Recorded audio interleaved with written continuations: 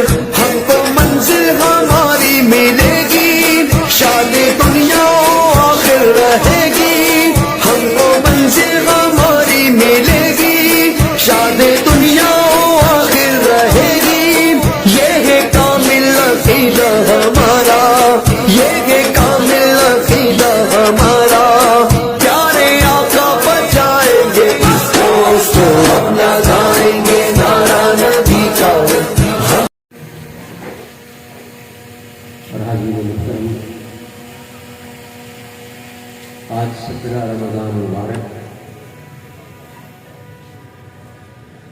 غزوہ بدر بھی ہوا اس تاریخ کو، اور ایک حسن اتفاق ہے کہ میرے اور آپ کے قائد حضرت علامہ شاہ مدنی رحمۃ اللہ تعالیٰ نے کہ یوم ولادت بھی یہی 17 رمضان مبارک۔ اگر ان دونوں چیزوں کے درمیان آپ مناسبت دیکھیں تو مناسبت یہ ہے کہ غزوہ بدر کے اندر مسلمانوں نے جس طرح باطل کے مقابلے میں، کفر کے مقابلے میں ایک استقامت کا مظاہرہ کیا، وہ اللہ تعالیٰ کا وعدہ سچا ہے، ان الذین قالوا ربنا اللہ ثم استقاموا تتنزل علیہم الملائکہ الا تخافوا ولا تحزنوا وابشروا بالجنۃ التی کنتم توعدون۔ اللہ فرماتے ہیں جو لوگ یہ کہہ دے کہ اللہ ہمارا رب ہے اور پھر اس پر قائم ہو جانا، استقامت اختیار کرنا، بڑی پریشانیاں آئیں گی، دقتیں آئیں گی، مشکلات آئیں گی، مسائل آئیں گی، اس کو برداشت کرتے چلے جائیں، کسی کی پرواہ نہ کریں گے، آپ کا رج کو قائم ہے، تو پھر آسمان سے فرشتے ان پر نازل ہوتے ہیں اور ان کو خوشخبریاں سناتے ہیں کامیابی کے اور کامرانی کی، دنیا کے اندر بھی راحت کے اندر۔ جنگ بدر میں آپ نے دیکھا کہ 313 جن کے پاس صرف 2 اور 3 گھوڑے تھے، اور وہ ایسے لشکر کے مقابلے میں آ رہے 700 اونٹ لے کر جو آ رہے تھے، پورا لشکر تھا، 1000 کا لشکر تھا، لیکن جب وہ استقامت کے ساتھ کھڑے رہے تو پھر اللہ نے ان کی کیسی مدد فرمائی ہے۔ پہلی مدد تو یہ ہوئی کہ انہوں نے آتے اچھی جگہ اپنے لیے انتخاب کر لی، اور پانی وہاں تھا، خشک جگہ مسلمانوں کو دی پانی نہیں تھا، اللہ نے پہلی مدد یہ فرمائی کہ پانی برسایا، برسات ہو گئی، ان کے لیے جگہ ہموار ہو گئی، مسلمانوں کے لیے اچھا میدان بن گیا، مٹی دب گئی، اور ان کے یہاں کیچڑ ہو گئی، ان کو چلنا سے مشکل ہو گئی، پہلی اللہ کی طرف۔ اور پھر جب جنگ شروع ہوئی تو اللہ فرماتا ہے کہ ہم نے پہلے 3000 فرشتے بھیجے، پھر 5000 فرشتوں سے ہم نے مسلمانوں کی مدد فرمائی، اور خود 313 کو اللہ نے کہا تو غصے سے سرفراز فرمایا۔ یہی میرے قائد کا حال تھا، جن کو اللہ نے یہی 17 رمضان عطا فرما کر بتا دیا کہ انہوں نے اسی استقامت کا مظاہرہ کیا ہے جو صحابہ کرام نے جنگ بدر میں اور غزوہ بدر میں استقامت کا مظاہرہ کیا تھا۔ کیسے کیسے امتحانات آئے میرے قائد کا،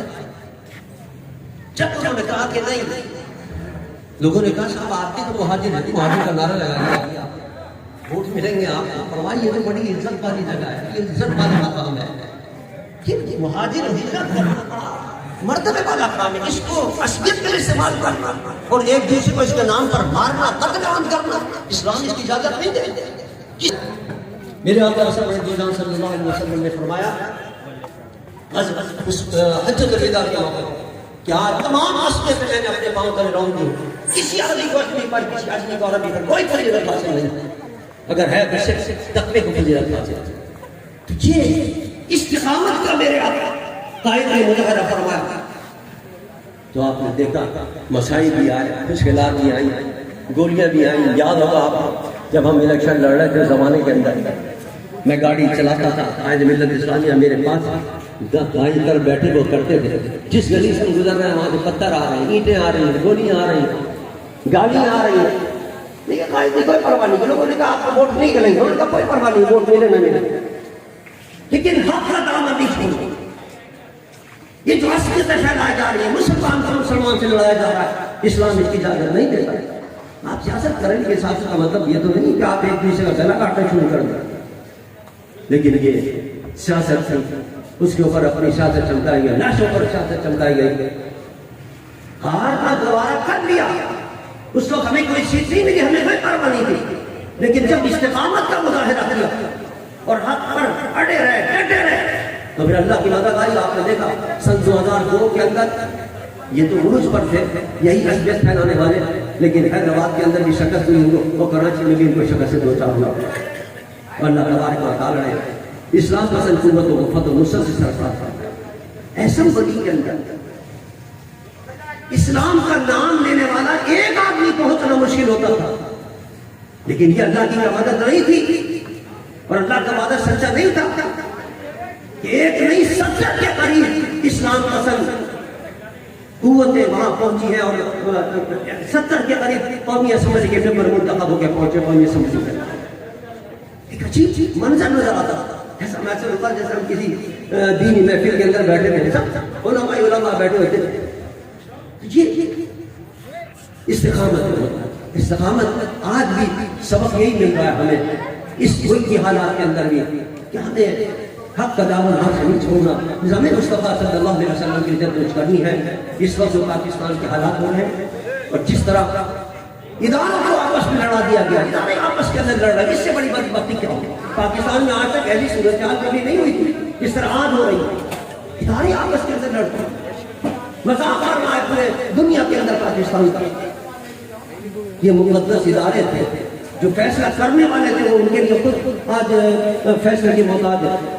ایسی صورتحال کے اندر واحد حل یہ ہے کہ حق کے اوپر ڈٹ جائیں، نظام مصطفیٰ صلی اللہ علیہ وسلم کی جدوجہد کریں. اس ملک کے مسائل کا حل صرف اور صرف اگر ہے تو صرف نظام مصطفیٰ صلی اللہ علیہ وسلم کے اندر. سب کو آپ نے آزما لیا، سب کو دیکھ لیا، کئی چہرے کئی مرتبہ آ چکے ہیں، لیکن اس کا آپ نے نتیجہ دیکھ لیا کہ بڑے بلند دعوے کر کے آئے، لیکن نتیجہ کوئی ڈھاک کے 3 بات نکلا اور کوئی پاکستان کے اندر بہترین صورت نظر نہیں آ سکی. معیشت اکثر سے اکثر ہوتی چلی جا رہی ہے، امن و امان کی صورتحال بس سے بدتر ہوتی چلی جا رہی ہے، معیشت تباہ و برباد ہوتے رہ رہی ہے. اس کا صرف اور صرف حل یہ ہے کہ ہم اس ملک کے اندر نظام مصطفیٰ صلی اللہ علیہ وسلم کے دفاع سے جدوجہد کریں، اس کے لیے متحد ہو جائیں. اور پھر یاد رکھیے اتحاد کے اندر بڑی برکت ہے. اگر الگ الگ جدوجہد کرتے رہیں گے، نظام مصطفیٰ کی علم برداری اس کا نتیجہ کچھ نہیں آئے گا. میں نے آپ کو مثال دی سن 2002 کے لوگ ہی کہا کرتے تھے کہ صاحب مدنی قوتیں بڑی نہیں ہیں. میرے قائد جناب شاہ مدنی رحمۃ اللہ تعالیٰ تمام مسائل کے لوگوں جمع کر کے متحدہ مجلس شمل بنائے، اور اللہ کا وعدہ سچا ہے. ید اللہ علی الجماع، حضور فرماتے ہیں کہ اللہ کا ہاتھ ہے جماعت کے اوپر. اللہ کے ہاتھ سے مراد ہے اللہ کی مدد اور اللہ کی نصرت ہوتی ہے جب لوگ جمع ہو جاتے ہیں اور متحد ہو جاتے ہیں. تو اتحاد کے اندر برکت ہوتی ہے، اور اتحاد کی برکت ہم نے دیکھ لی کہ سن 2002 کے اندر 70 کے قریب اسلام پسند محمد اسلام سے محبت رکھنے والے قومی اسمبلی کے ممبر لوگ منتخب ہو کے پہنچے. اب بھی ضرورت اس بات کی ہے، ہم تو کوشش کرتے رہتے ہیں، جبھی تک پاکستان والے کوشش کرتے رہتے ہیں. ابھی بھی 10-15-20 روز پہلے سامنے سے دلی سے میری ملاقات ہوئی، کئی گھنٹے ملاقات رہی. بڑے اچھے اخلاق ہیں، اس میں کوئی شک نہیں، بڑی محبت کا ثبوت دیا انہوں نے، بڑے اخلاق کا ثبوت دیا، بڑے تواضع کا ثبوت دیا. میں نے کہا یہ سب اپنی جگہ پر ہے، لیکن آپ نے وعدہ کیا تھا جب ہم کوٹ لکھپت جیل کے اندر آپ سے ملنے آئے تھے کہ میں باہر آ جاؤں جیل سے تو پھر اتحاد کریں گے. کیا اتحاد آپ کیوں نہیں کر رہے؟ انہوں نے کہا میں تیار ہوں، آپ اجلاس بلائیں، میں آتا ہوں. میں نے اجلاس بلایا لیکن اس میں وہ نہیں آئے. میں نے کہا ہم آپ کی یہاں جاتے ہیں اجلاس کرنے کے لیے، لیکن کیا کرتے ہیں اگر آپ اتحاد نہیں کریں گے تو اس کا نتیجہ کچھ نہیں کرے گا. اس طرح دیگر جو مذہبی قوتیں ہیں ان سے بھی میں ملتی حجت کون سے اجلاس میں بیٹھ کر بھی یہی کہتا رہا کہ جب تک ہم اتحاد نہیں کریں گے کوئی رزلٹ سامنے نہیں آئے گا. اتحاد کریں گے تو انشاءاللہ اللہ کا وعدہ سچا ہے، برکتیں نازل ہوں گی، کامیابیاں ملیں گی اور کامرانیاں ملیں گی. تو اس وقت صورت اس بات کی ہے کہ ہم جدوجہد کریں، اور یہ مہینہ بڑا مبارک مہینہ ہے، رمضان کا مہینہ ہے. اس میں دعائیں بھی کریں. آپ حضرات پرسوں سے اعتکاف شروع ہو رہا ہے اور پھر یہ عشرہ آخری شروع ہو رہا ہے. آخری عشرے کے اندر پہلا عشرہ رحمت کا، دوسرا مغفرت کا اور تیسرا جہنم سے آزادی کا عشرہ ہے. اس میں اللہ کی بارگاہ میں گر گڑا کر دعا کریں کہ اللہ ہماری یہ جو بدعمالیاں ہیں اس کو معاف فرما دے، ہمارے گناہوں کو معاف فرما دے. اس لیے کہ قرآن میں اللہ فرماتا ہے ظہر الفساد فی البر والبحر بما کسبت ایدی الناس، یہ جو کچھ فساد برپا ہو رہا ہے پاکستان کے اندر، اللہ فرماتا ہے یہ تمہارے ہاتھ کی کمائی ہے، تمہاری وجہ سے برپا ہو رہا ہے، تم گناہ کر رہے ہو تمہارے گناہوں کی وجہ سے، یہ مصیبت اور شامت اعمال ہے تمہاری جو نظر آ رہی ہے، جو ساری حکمران مسلط ہو جاتے ہیں، بدامنی ہوتی ہے، معیشت برباد ہو جاتی ہے، لوگوں کے کھانوں کے لالے پڑ جاتے ہیں، لائن کے اندر ہماری مائیں بہنیں لگی ہوئی ہیں اور اس کے اندر کچھ بھی جا رہی ہیں اور ان کو آڈا نہیں مل رہا۔ کیوں یہ صورتحال پیدا ہو رہی ہے؟ صرف اس لیے پیدا ہو رہی ہے ہماری اپنی نامہ اعمال کے بدعمال کی وجہ سے عیاشی بڑھ گئی ہے، بدماشی بڑھ گئی ہے، پھر قواریت کی آگ بھڑکائی جا رہی ہے۔ اور اس کے علاوہ آپ حیران ہوں گے، کل میرے پاس ٹیلی فون آیا راؤ عبدالرحیم صاحب،